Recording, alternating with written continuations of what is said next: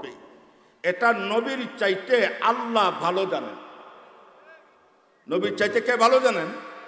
আমার নবী যখন চিন্তায় পড়ে গেলেন এই বড় বড় মানুষগুলোকে আমি কেমনে ভালো করব, আমার নবী যখন এমন চিন্তিত অবস্থায় মহান রবের পক্ষ থেকে মানব সংশোধনের জন্যে, মানুষকে ভালো করার জন্যে, মানুষকে নেককার বানাবার জন্যে কোন পদ্ধতি অবলম্বন করলে তারা ভালো হবে, সেই বিষয়বস্তু দিয়া আমার আল্লাহ কোরআনে কারীমের মধ্যে দুইটা মানব সংশোধনের মূলনীতি দিয়া ফেরেশতা জিবরাইলকে পাঠাইয়া আল্লাহ নবীকে জানায় দিলেন, উতলু মা উহিয়া ইলাইকা মিনাল কিতাব।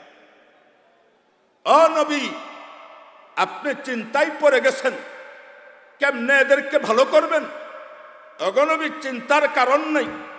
উতলু মা উহিয়া ইলাইকা মিনাল কিতাব, আমি আল্লাহ আপনার উপরে যা নাযিল করেছি আল কোরআন, এই কোরআনের তিলাওয়াত করুন, এই কোরআনের তালিম দেন, এই কোরআনের চর্চা করুন, এই কোরআনের শিক্ষাকে বিস্তৃত করে দেন।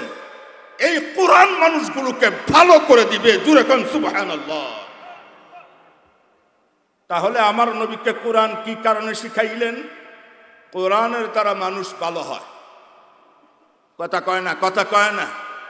কোরআনের দ্বারা মানুষ ভালো হয় কি হয় না? আমি এটা মুখে বলবো না, আমি প্রমাণ সহ আলোচনা করব। কোরআনের কাছে আসলে জাতি ভালো হয়। 1400 বছর পূর্বে তরবারির জুড়ে ইসলাম প্রতিষ্ঠিত হয় নাই। ইসলাম প্রতিষ্ঠিত হয়েছে আখলাকের কারণে। মুহতারাম হাজিরিন, তরবারি ব্যবহার হয়েছে প্রতিরোধমূলক যুদ্ধের জন্য। আক্রমণ আসছে তো প্রতিরোধ করেছে। কথা ঠিক না বেটি? আক্রমণ আসছে তো প্রতিরোধ করেছেন। ইসলামের মধ্যে তরবারি আগে চালাবার কথা বলে নাই। যখন আক্রমণ আসে প্রতিরোধ করো, বাধা দাও। ইসলাম বিস্তৃত হয়েছে আখলাকের দ্বারা, কোরআনের দ্বারা। কোরআনের কাছে আসছে তো কোরআনের দ্বারা মানুষ ভালো হয়ে গেছে। প্রমাণ আছে না নাই?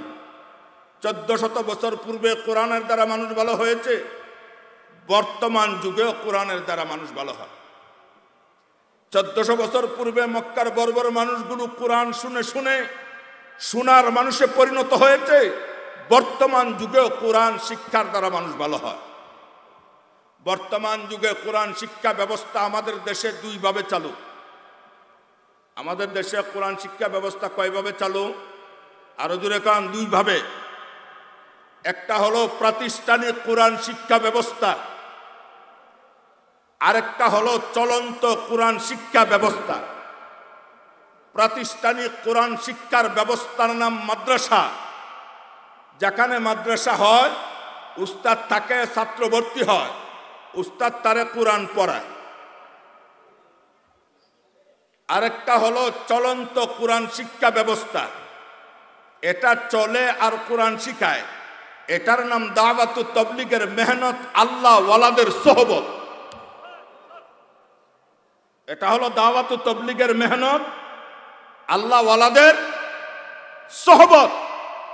এই দুইভাবে আমাদের দেশে কোরআন শিক্ষার দ্বারা মানুষ ভালো হয়ে যায়।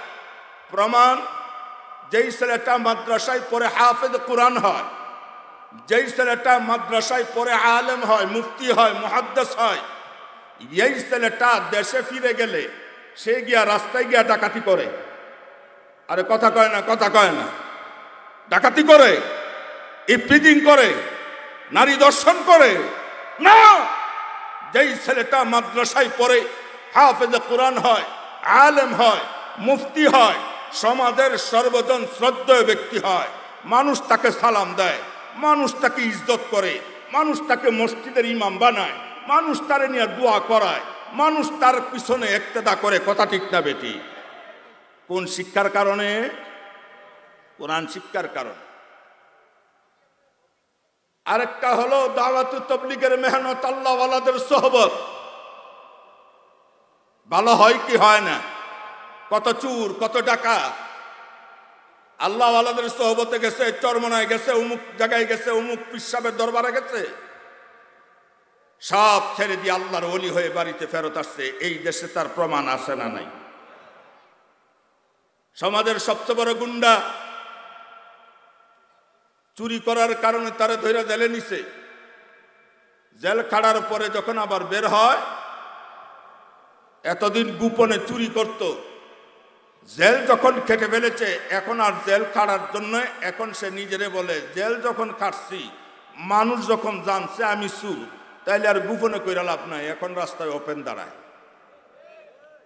তাহলে থানায় নিয়া পিক মাইরা মুরায়া তারে দীর্ঘদিন আটকাইয়া কষ্ট দিয়া এই চুরটারে ভালো করা গেল না। চিরচুর জেল খাড়ার পরে হয়ে গেছে ডাকাত।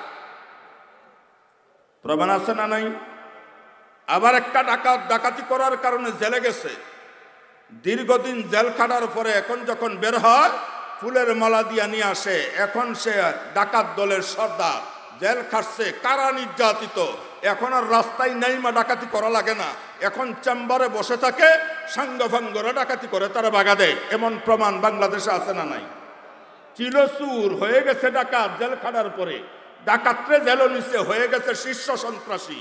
ও আমার ভাইয়েরা, এই দেশে জেলখানায় নিয়া পিঠটা মুরায়া সুররে ভালো করা গেছে না, ডাকাতকে ভালো করা গেছে না, কিন্তু যখন দাওয়াত তাবলীগের মেহনতের ভাইয়েরা আসে, ওই লোকটার মাথার মধ্যে হাত বুলায়, পিঠের মধ্যে হাত বুলায়।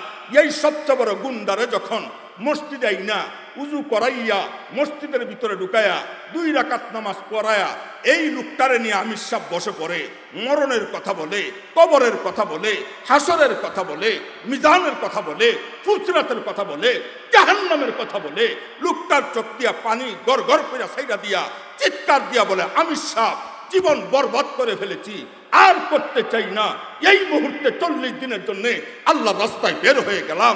ও আমার ভাইয়েরা, হাজারো প্রমাণ, হাজারো লাখ প্রমাণ। ওই 40 দিন আল্লাহর রাস্তায় সময় দিয়া মাথায় পাগড়ি পরে, গায়ে লম্বা জুব্বা পরিধান করে, হাতে তসবি নিয়া বাড়িতে ফিরে আসছে, এমন প্রমাণ বাংলাদেশে আছে না নাই? বুঝে থাকলে বলেন, আমির সাহেব কি তারা লাঠি দিয়া পিটাইছে, টাকার বান্ডিল দিছে, ক্ষমতার লোভ দেখাইছে, ভালো হওয়ার জন্য ডেলি একটা করে মুরগি খাওয়াইছে? তাহলে ভালো হইলো কোন শিক্ষার কারণে? ওই আমির সাহেব কোরআনের কথা বলছে। কথা ঠিক না বেটি? তাহলে কোরআন মানুষকে ভালো করে কি করে না? মুহতারাম হাজির,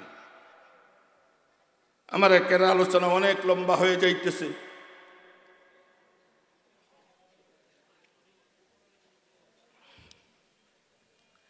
কোরআন আমার নবীকে কেন শিখাইলেন? মানুষকে ভালো করার জন্য কোরআন শিখাই। তাহলে আমরাও চাই আমাদের সন্তানগুলো ভালো হোক, আমরাও চাই আমাদের ছেলে মেয়েগুলি ভালো হয়ে যাক, চাই কি চাই না? ও আমার ভাইয়েরা, আর এই সন্তানকে ভালো করার ফিকির নিয়েই মাদ্রাসা প্রতিষ্ঠা হয়েছে।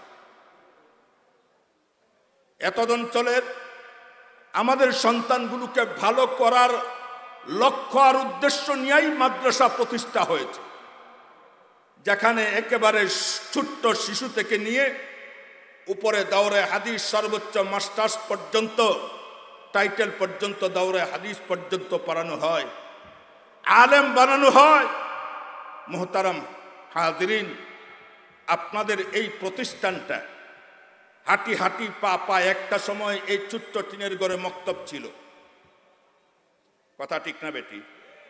যখন আমি আজ থেকে অনেক আগে আমার এই বন্ধু বর্মন আবু সাইদ, হাফেজ আবু সাইদ সাহেবের কাছে আসা যাওয়া কথা, নারায়ে তাকবীর, নারায়ে তাকবীর, বন্না আলহামদুলিল্লাহ। ওলি হরি সাহেবের বেলাবার ঢুকে গেছে, খুশি না বেজার? তাহলে হুজুরের বয়ান শুরু হয়ে যাবে অল্পক্ষণের মধ্যেই।